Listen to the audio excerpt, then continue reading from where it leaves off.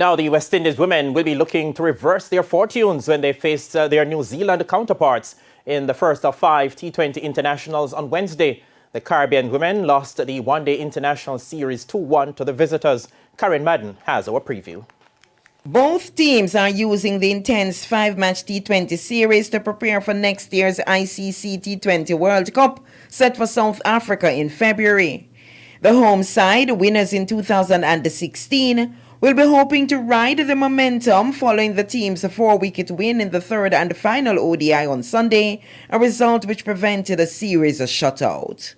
West Indies captain Hayley Matthews believes that the series provided a sound platform for younger players to build on. Like you said, with a couple of the players missing, it was a really good opportunity for some of the younger players to be able to come in and get experience, and I think they did exactly that. We saw the likes of Rashada Williams spending a bit of time with the crease. I think a lot of the veterans really pulled through. Afi Fletcher was brilliant today, so just really good that a lot of the girls were able to get an opportunity and go out there today and really perform with it.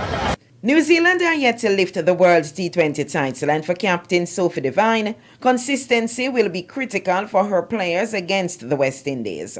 I think we've seen over the past couple of years that we can play a really good brand of cricket, and in the next game, probably not be at that same level. So for us, it will be trying to achieve that consistency throughout this 5-match series and against the West Indies side, who are world class and have got some absolute, match winners, including this one next to me here. So look, it's going to be another great challenge, another great format. I think they're probably one of the teams that would want to face leading into the World Cup next year.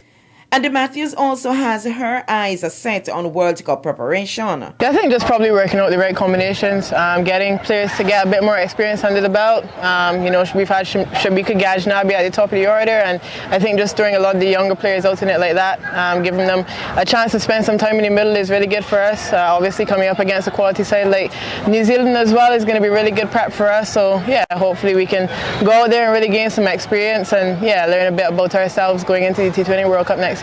The West Indies lost the last T20 series against New Zealand in 2018 4-0, with one game abandoned due to rain. Wednesday's game bowls off at 12:30 p.m. Jamaica time and will be followed by back-to-back matches this Saturday and Sunday, with the final 2 on October 5 and 6. Karen Madden, TVJ Sports.